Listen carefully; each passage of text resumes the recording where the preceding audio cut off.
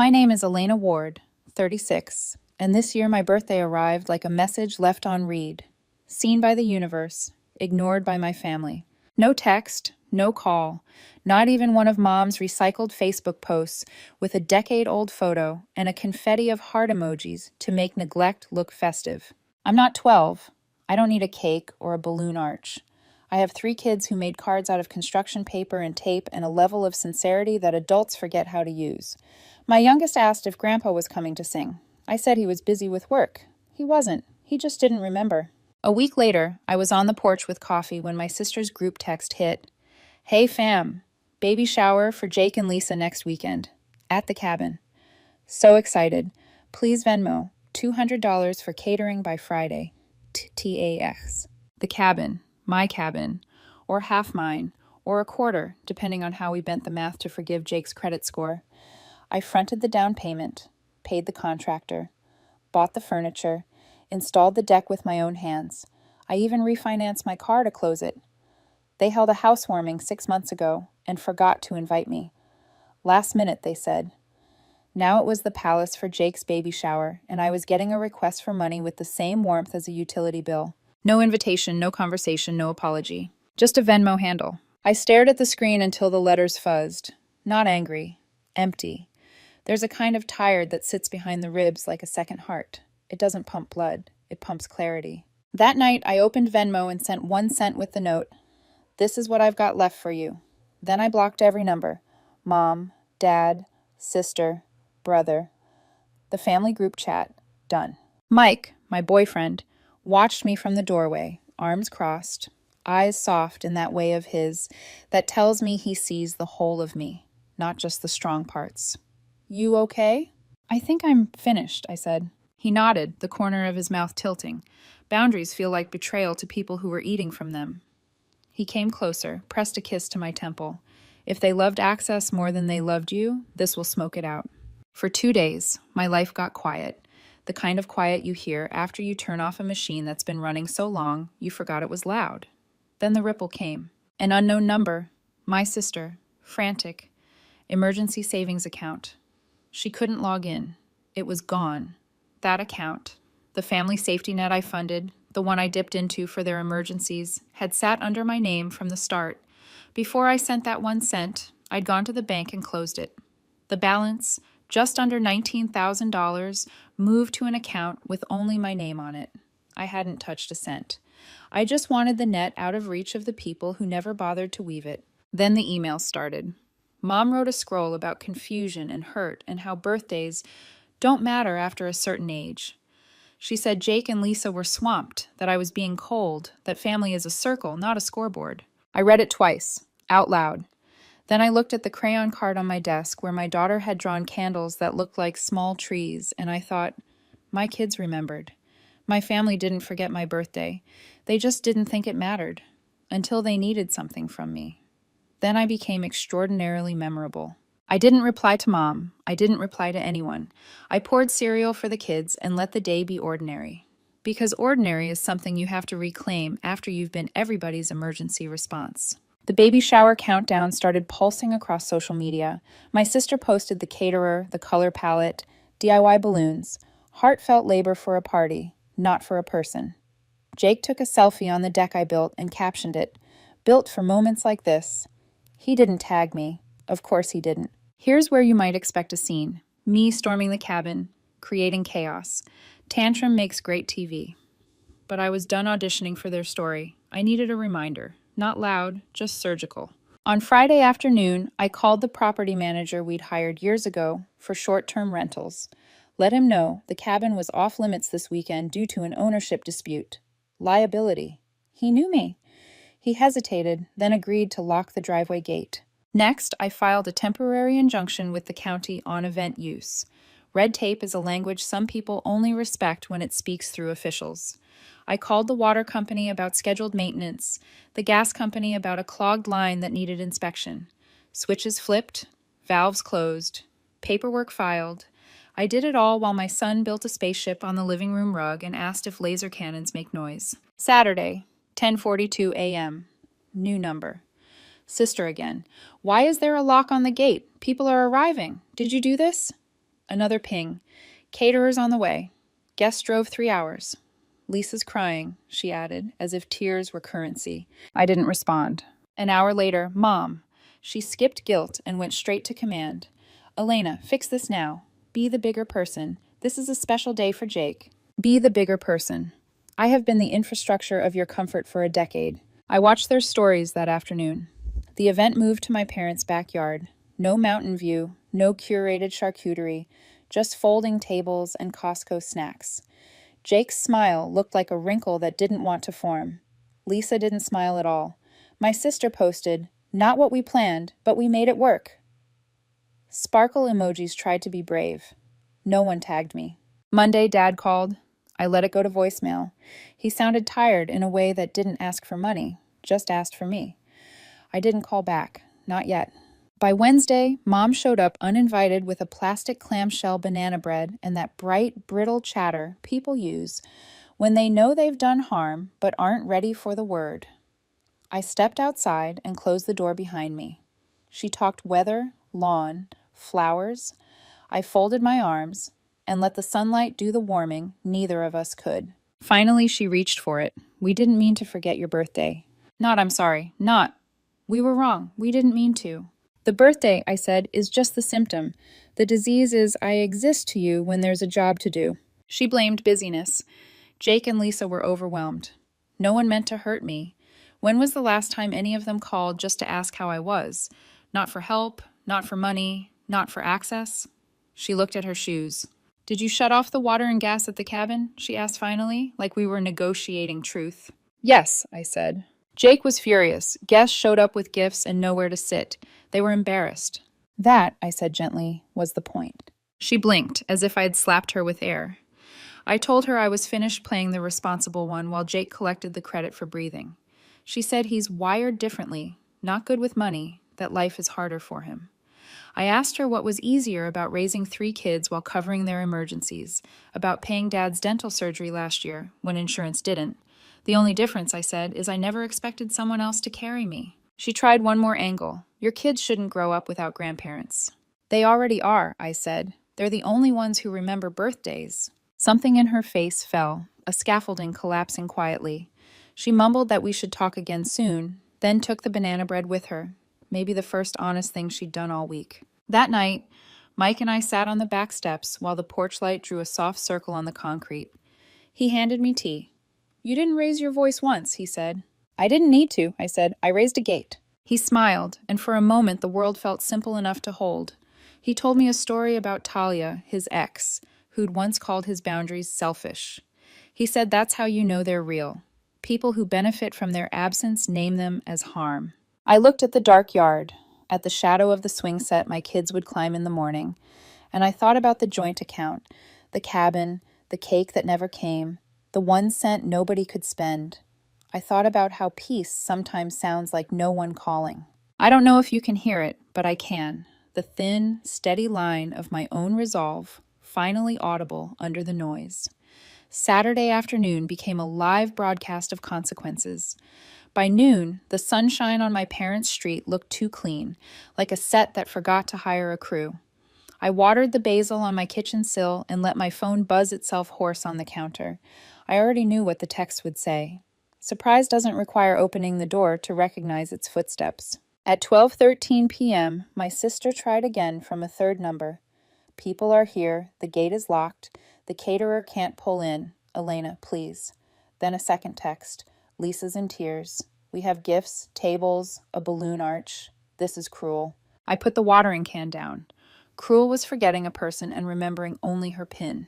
The property manager sent me a brief confirmation. Driveway secured, signage posted, temporary closure, permits in review. Bureaucracy doesn't shout. It prints letters that say, not today. By 1:05 p.m., the baby bash at the cabin had devolved into last-minute backyard gathering. My sister's story chirped, pivoting like champs. Not what we planned, but love is what matters. Behind her text-glittered optimism sat a folding table with Costco croissants and a fruit platter bleeding watermelon onto the paper lace. Jake stood at the grill, flipping hot dogs with the kind of irritation that turns into a story later. the type that edits out the part where he'd planned a party at a place he didn't fully own. My phone lit again. Mom, skipping diplomacy. Fix it. Be the bigger person. Today is special for your brother. I set the phone down and opened the fridge. The cold fog kissed my face. I held it longer than necessary. When you've spent years being the fix, it takes practice not to reach for tools you're done lending. Mike found me there, glow of the fridge making a saint's halo around a woman who hasn't been holy in a long time. You're not answering, he said. I'm not explaining, I said. He leaned his shoulder to the doorframe. Those two are often confused for the same skill. I smiled despite myself. You were right. Boundaries are an X-ray. People hate the picture more than the fracture. We ate in silence. Leftover penne, lemon seltzer, strawberries that tasted like summer and defiance. Between bites, the doorbell rang, then rang again. I didn't move. Neither did Mike. By 3:40 p.m., the shower footage turned melancholy. The lawn patchy, sun too sharp, smiles held with tape. Jake posted a photo from the deck of my parents' house. Caption, Real love adapts. No tag. He's consistent, if nothing else. Late afternoon brought the head of the snake. Dad. Voicemail. He sounded like the man who taught me to steady a ladder by planting both feet, tired and trying. Elena, he said, we should talk. I know something's off. Just call me, kiddo. I let his voice sit on the counter like a glass I didn't want to drink yet. There are sips that turn into floods. Evening dropped in, cool enough to open the back door. The kids thundered through the house, then settled into a movie pile on the rug. Blankets, popcorn, the occasional kick that somehow didn't spark a war. I breathed the ordinary, the luxury I'd been financing with silence. The doorbell rang again, not ringing. Knocking, fast, apologetic, almost out of breath. I knew the rhythm. Mom. Through the peephole, store-bought banana bread, same plastic clamshell, the illusion of homemade carried by a woman who still believes intention erases impact. I stepped outside, closing the door behind me. The porch light hadn't clicked on yet. Sunset smudged everything forgiving. She started small. Weather, hydrangeas, my neighbor's loud wind chimes. Then she center-punched. We didn't mean to forget your birthday, and waited like the truth might reshuffle if she looked patient enough. We haven't been honest with each other, I said. I've played the part you chose, helpful, available, quiet. You liked me that way, Mom. Her mouth tightened. That's not fair. I know it isn't, I said. That's why I stopped. She blinked. Composure faltered, then found its way back like a habit. The baby shower. Did you really? Yes, I said. I filed what I needed to file. I closed what I had every right to close. I locked what I owned. People drove 3 hours, she whispered. Lisa was humiliated. Is humiliation the thing that finally counts? I asked. Because embarrassment is the cheapest pain we've ever handed each other. Try being unremembered by the people you feed. She exhaled, long and frayed. He's different, Elena. Your brother. He struggles. He's not you. I know, I said. He's not the one we asked to be dependable. There was a long silence. The porch light woke up. Moths found us. Your kids need grandparents, she tried last. My kids have love, I said. They're not starving. She held the banana bread like a white flag, then realized flags don't fix hunger, just declare surrender. Can we talk again? She asked. When you're ready to use the word sorry without burying it under busy, I said. She left a minute later, clamshell tucked to her chest like a relic. I stayed on the porch until the sky purples into night and thought of every uncashed check I'd written in favors. Inside, Mike set 2 mugs on the table. Chamomile for me, something darker for him. She loves you, he said. She loves the version of me that keeps the lights on, I said. I cut the power. He nodded, not as agreement, but as witnessing. Talia used to say love is what you can take. Turns out it's the opposite. The ex floats by sometimes. Talia with her perfect sentences and long reasons that always ended at Mike's expense. He doesn't bring her up to make me jealous. He brings her up to remind me why he's careful with tenderness now, why he never asked me to prove mine with sacrifice. Sunday slid into Monday like a clean sheet. The family group chat stayed silent, a closed mouth at a dinner where the food is gone. My sister fired one more flare from another number. We moved everything. It was fine. I hope you're happy. Happiness wasn't the point. Respect was. At noon, the property manager emailed, all systems restored. He added, almost sheepish, that he'd fielded some colorful feedback from guests who'd expected mountain views and got a slab of concrete instead. I thanked him for the professionalism he'd always shown me, the kind my family calls cold when they want something warm. That afternoon, I found myself driving without deciding to. Dad's house is still on the street where the oaks canopy the road like a held breath. His truck sat crooked in the driveway, like always, one tire flirting with the edge of the grass. I knocked. He opened the door like a man who'd been practicing neutral. We stood in his kitchen, the room where homework collided with bills and the radio never stopped humming, and I handed him nothing. He asked for nothing. Then I slid my phone across the table and pressed play on his own voicemail. When the last word ended, I said, "I won't be the bigger person anymore. I'll be exactly my size." He folded his hands on the table, the same hands that once coiled extension cords in perfect circles. "Your mother told me you closed the emergency account," he said carefully. I did. I waited for the lecture, the sigh, the headshake, the choreography we've danced since I was old enough to pick up the slack. Instead, he nodded. Something in the nod broke. "We made it easy for your brother to be helpless," he said, eyes on the wood grain. "We made it easy for you to be helpful. We made it easy on ourselves." I didn't realize I was braced until my shoulders dropped. He kept going, voice steady but worn. "You were the one we called, because you always said yes. We thought gratitude in our heads counted as thanks in your hands." I swallowed air that wanted to be tears. "I don't want a parade," I said. "I want a pattern." He nodded again, slower. "You'll have to keep this line you drew. We may try to step over it without noticing." "I know," I said. "I'm done explaining the line. I'll just point to the sign." He almost smiled. "Like the one at the cabin?" "Exactly like that," I said. We sat for a while with nothing to prove. He offered coffee. I said no. Before I left, he tried awkward tenderness on for size.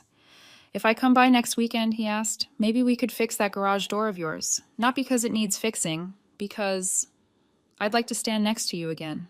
"Bring your socket set," I said, and his face warmed in a way that looked like the man who used to teach me to change a tire in the rain. On the way home, Mike called. "How'd it go?" "Not a miracle, not a mess," I said. He listened. "That's rarer than miracles," Mike said. He asked if I wanted to grab takeout. I said yes. Thai, extra basil, the thing our kids call green noodles. He laughed. "You sounded happy." "I sounded free," I corrected. "Happiness feels like sunshine. Freedom feels like shade you earned."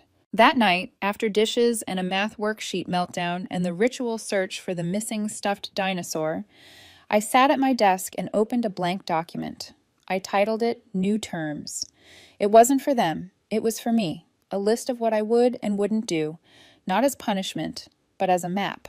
No access to funds I alone contribute without written agreement. No emergency requests that begin with, "It's just this once." No events on jointly owned property without consent in writing. No explanations for boundaries. State, enforce, move on. Yes to short visits, clear endings, and conversations that don't ask me to choose between being loved and being useful. I printed it, taped it inside the kitchen cabinet where we keep the mugs. My mornings begin with rules now, not requests. Before bed, my phone blinked. Sister again, this time an email. "Can we talk? I think I messed up. I keep thinking about you saying you're only remembered when we need you." It was the first sentence she'd written without glitter. I didn't respond. Not yet. The clock said 11:11. I made a wish I could keep. May I never again beg people to treat me like a person. Down the hall, someone giggled in their sleep. The house exhaled. And in the quiet that followed, I realized the baby shower hadn't fallen apart. It had finally told the truth about what our family had been, a party built on one person's unending yes. I turned off the light. The dark didn't feel empty anymore. It felt honest. For the first time in years, a week went by without a single call from my mother, and the quiet felt clean, like a floor finally mopped after decades of footprints. I wasn't angry anymore, just aware. Then, one Thursday morning, as I was packing lunches for the kids, my phone buzzed with a message from an unknown number. It was short. "I heard what happened. Can I come by?" Dad. He showed up an hour later with his old denim jacket, the one with grease stains from 100 projects we finished together. He didn't ask to come in, just waited until I opened the door wide enough to count as permission. We sat at the kitchen table, sunlight slanting across the wood. He didn't start with excuses. He just looked down at his hands and said quietly, "You were right." I blinked. "About what?" "All of it," he said. "We leaned on you because you never pushed back. It was easy. Easier than dealing with Jake's anger. We thought because you could handle things, you should." It wasn't dramatic, just truth, finally spoken aloud. "I didn't want to be the strong one anymore, Dad," I said. "I wanted to be the daughter." He nodded, eyes wet but steady. "You still are." We talked for almost an hour. About nothing and everything. About how Mom meant well, but got lost in the habit of defending Jake. About how he'd watched me hold this family together with both hands while everyone else kept reaching for more. Before he left, he said something that stuck. "You don't owe us anything, Elena. Not loyalty, not forgiveness. You just owe yourself peace." After he drove away, I sat in that silence for a long time. Peace. A word I'd never realized could sound so heavy and so light all at once. That night, I told Mike about the conversation. He smiled, thumb tracing the edge of my wrist. "That's a start," he said. "Not the whole fix, but the first honest crack." 2 days later, the next one appeared. My sister texted, no emojis, no exclamation marks, just, "Can we talk?" We met at a coffee shop halfway between our houses. She was already there when I arrived, fidgeting with a napkin. Her eyes were red. She didn't waste time. "I'm sorry," she said. "For the baby shower, for everything. I didn't even realize how much we used you until you stopped letting us." I stirred my coffee. "You noticed because it hurt your comfort, not because it hurt me." She nodded, tears spilling before she could stop them. "You're right, and it's awful. I've been replaying the last few years and realizing how much you gave that none of us even said thank you for." Her voice cracked. "I thought you didn't mind. You were always so calm, so capable." "I wasn't calm," I said. "I was exhausted." We sat in silence after that. Two women with the same childhood but completely different roles in it. Eventually, she reached across the table and took my hand. "I can't fix what we did," she said, "but I'm trying to see it now." And for the first time, I believed her. By the end of the week, my phone lit up with a group text, the same family chat I'd abandoned weeks ago. A name I didn't expect to see again appeared at the top. Jake. The message was venom disguised as confidence. "This is pathetic. Elena's acting like she's been abused or something. Grow up. You're not the victim here." For a second, I felt that old reflex, the urge to defend myself, to explain. But before I could type a word, something happened I hadn't seen in my entire life. Mom replied, "Enough, Jake, just stop." Then Dad, "Your sister isn't the one who needs to grow up." Then my sister, "I'm embarrassed by this, Jake. You owe Elena an apology." The thread went silent. Jake never replied. Then he left the group chat. That night, I read those 3 messages over and over, not because I needed validation, but because they proved something had shifted, not just in me, but in them. The line I drew was real enough to make them see where they stood. Sunday came with an unexpected knock on the door. It was Mom. No banana bread this time. No props. Just her. She stood on the porch, hands trembling around a coffee cup from the cafe down the street. "Can I come in?" I nodded. We sat in the living room, the TV off, the air between us full of everything unsaid. Finally, she whispered, "I was wrong." 3 words I never thought I'd hear from her. "I thought birthdays didn't matter," she continued. "That you didn't either. At least not in the way that needed showing. But I see it now. You kept us all from collapsing, and instead of thanking you, we resented you for it." I swallowed hard. "It's not about guilt, Mom. It's about patterns." She nodded slowly. "Then I want to break mine." I didn't hug her. Not yet. But I let her stay. We talked about the kids, about how she'd missed them, about how she didn't know how to fix years of imbalance, but wanted to try. It wasn't forgiveness. It was a beginning. Later that night, after she left, I told Mike everything. He listened without interrupting. When I finished, he said, "That's how change starts. Not with fireworks, just someone showing up without defense." I smiled. "You sound like you've done this before." He laughed softly. "I learned it the hard way." That was the first weekend I felt my chest expand again, like I could finally breathe without permission. The next few weeks blurred into small, fragile normalcy. Quick visits, short calls, no favors, no requests. They asked questions about the kids, about work, about me. For once, I wasn't the emergency number on everyone's speed dial.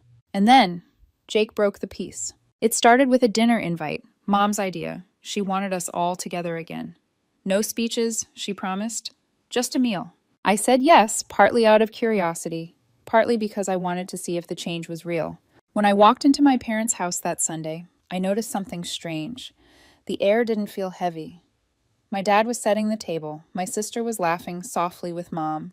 For a fleeting second, it felt like childhood again, before we all learned how uneven love could be. Then Jake walked in. Late, of course. Same smirk, same casual charm, like he hadn't burned a single bridge. He tossed his jacket over a chair and said, "Wow, the gang's all here." No one replied. Dinner started quietly. Pot roast, mashed potatoes, polite conversation. My sister talked about a new project at work. Mom complimented the food. I almost started to believe it could be civil. Then Jake stabbed a fork into his plate and looked straight at me. "So we're all done pretending this is normal?" he said. Silence. He leaned back. "Come on." Elena blows up the family group chat, shuts down the baby shower, blocks everyone, and now we're acting like she's some hero? Mom froze. Dad's jaw tightened. "You're jealous," he said. "You've always been jealous that I get attention without having to beg for it." I almost laughed. "You're right about one thing," I said quietly. "I don't beg anymore." Jake smirked. There she is, the saint of self-pity. Before I could reply, Mom's voice cut through the tension like glass shattering. "Sit down and shut up, Jake." He blinked, shocked. "What?" Dad set his fork down, eyes hard.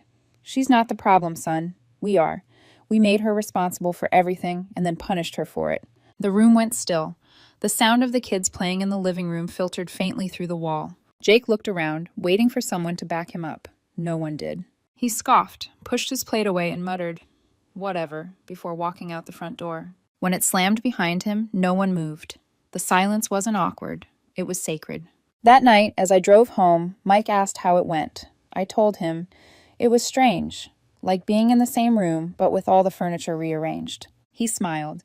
That's what growth looks like. Still familiar, but impossible to go back to how it was. I looked out the window at the passing streetlights and whispered, "I think I'm finally okay with that." For the first time in my life, I wasn't waiting for an apology or approval. I already had something better, the truth finally standing on my side. It had been a month since that dinner.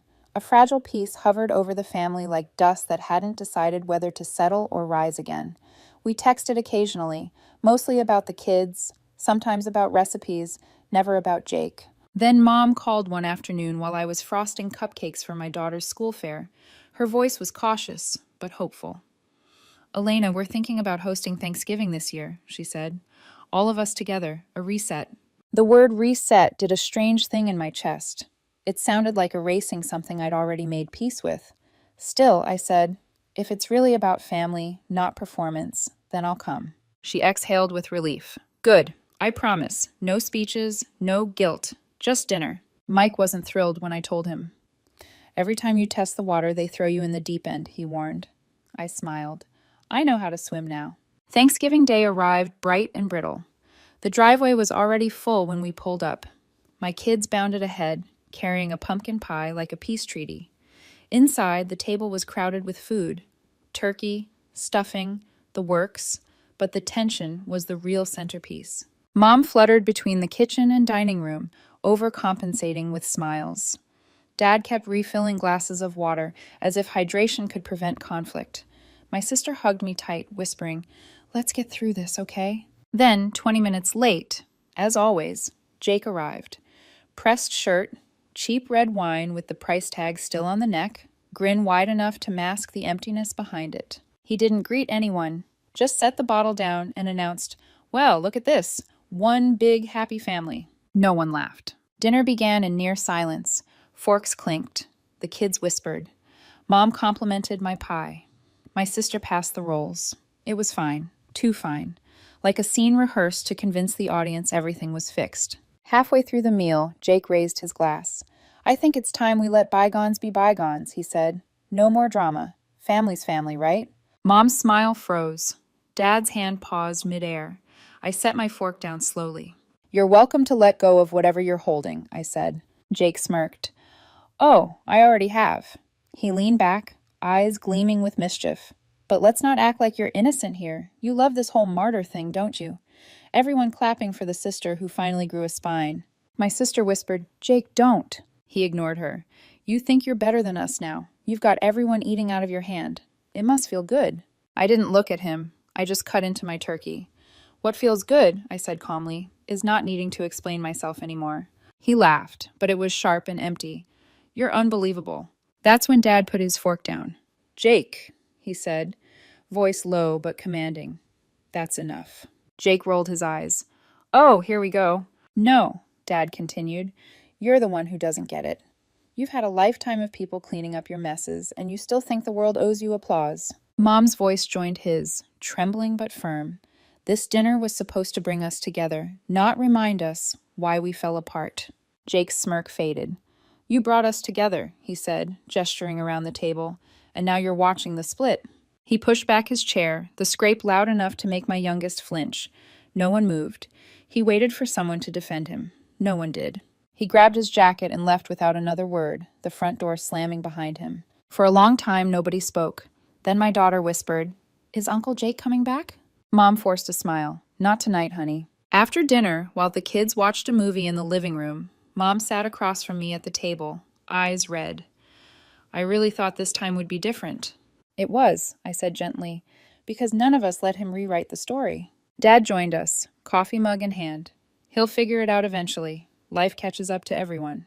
Maybe, I said, but I'm done being the lesson he refuses to learn. Dad nodded. Good.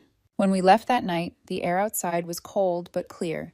In the car, Mike reached for my hand. How do you feel? Strange, I said, like I finally stopped performing. He smiled. You did. I looked out the window as the streetlights slid by, soft and rhythmic, like blinking reminders that the world keeps going, whether families fix themselves or not. The next week, things felt different, lighter. Mom texted me photos from Thanksgiving, just the kids, smiling, unbothered. My sister dropped by with muffins and didn't ask for a single favor. Dad called to ask when he could come over to help fix my garage door. He showed up the next weekend with tools, not advice, and spent 3 hours working beside me without turning it into a lecture. It wasn't perfect, but it was real. Jake, meanwhile, went silent. No calls, no messages, just motivational quotes and blurry gym selfies on social media, a digital ghost pretending to thrive. For the first time in my life, I didn't feel guilty about the distance. Some peace only comes when you stop trying to pull people out of holes they keep digging. By late summer, Mom called again. We're planning a family barbecue, she said. Your sister wants to host it at the cabin, only if you're okay with it. The cabin. The symbol of every unpaid debt and unspoken resentment. I hesitated. I'll think about it. Mike wasn't thrilled. After everything, you want to go back there?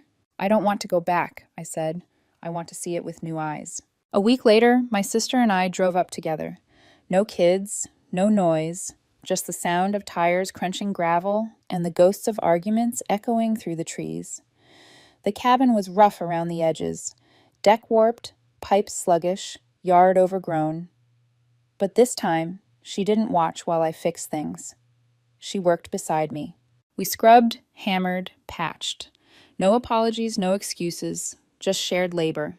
When we finally sat down on the steps, sweaty and quiet, she asked softly, Do you think you'll ever forgive us?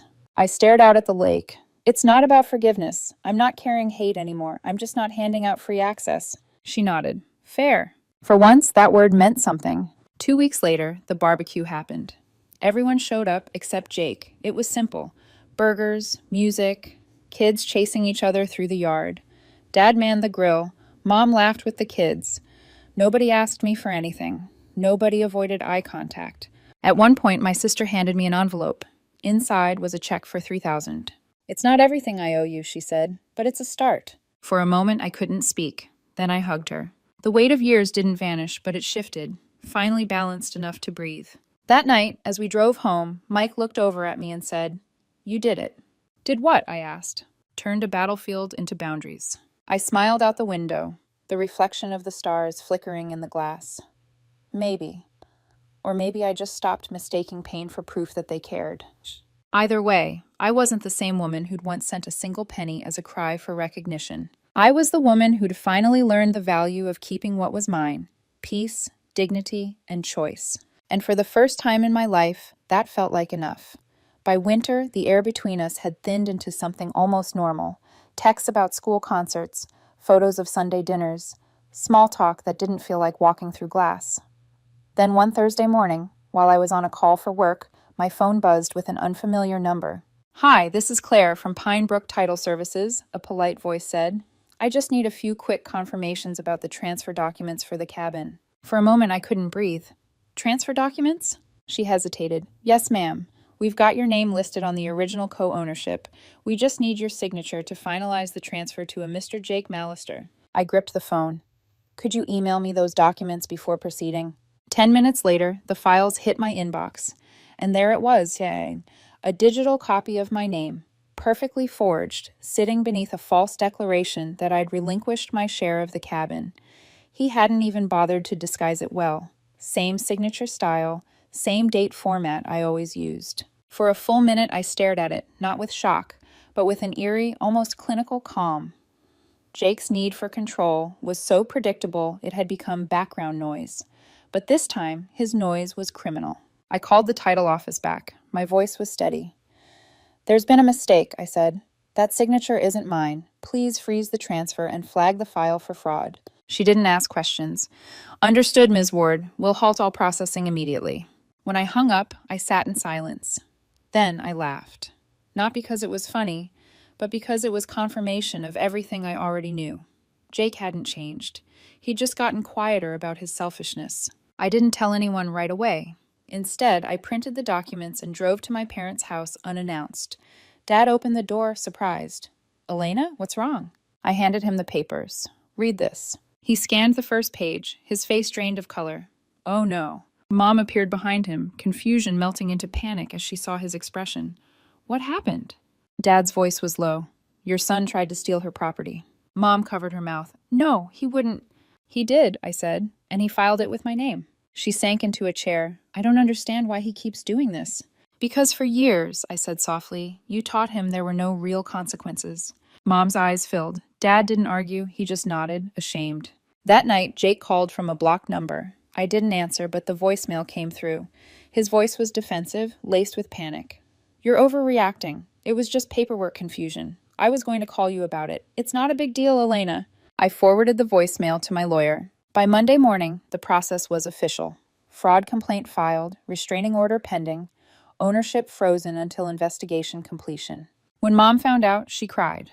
Not out of loyalty to him, but from the exhaustion of realizing this time she couldn't fix it. Dad didn't cry. He just muttered, maybe now he'll finally face himself. Then, something unexpected happened. A friend of a friend, someone who'd rented the cabin years ago, reached out. He said he'd always loved the property and wondered if I'd ever consider selling. I almost said no. That cabin had been the battlefield for every unspoken resentment in my family. But then I realized something. Maybe it didn't have to be a monument to pain anymore.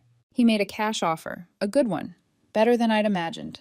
Clean deal, no strings, no shared names on the deed, freedom disguised as paperwork. I said yes. When I signed the sale documents, I felt something unclench in my chest, like a fist I hadn't noticed I'd been making for years. The day the funds cleared, I told my parents. Dad nodded, quiet pride in his eyes. You did the right thing. Mom just whispered, I wish it hadn't come to this. It was always going to, I said. We just kept pretending it wouldn't. Jake disappeared. No calls, no messages. The family group chat continued without him.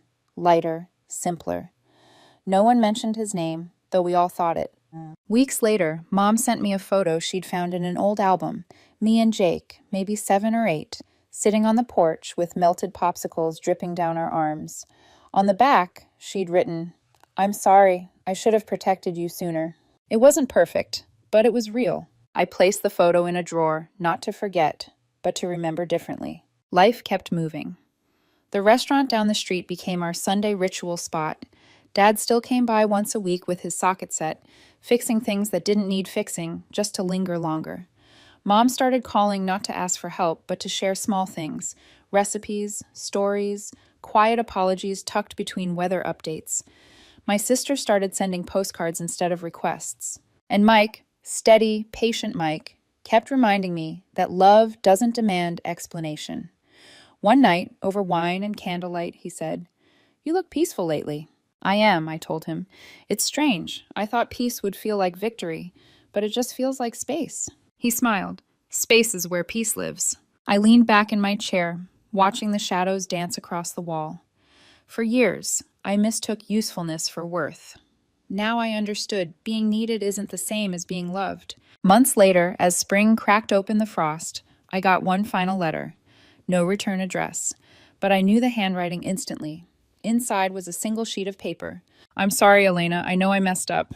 I don't expect forgiveness. I just hope you're happy. No signature. Just Jake. I folded it once, slid it into the same drawer as the photo, and closed it gently. Not to reopen, but to end properly. Because some stories don't need a second act. They just need an ending that doesn't hurt anymore. And this time mine finally didn't.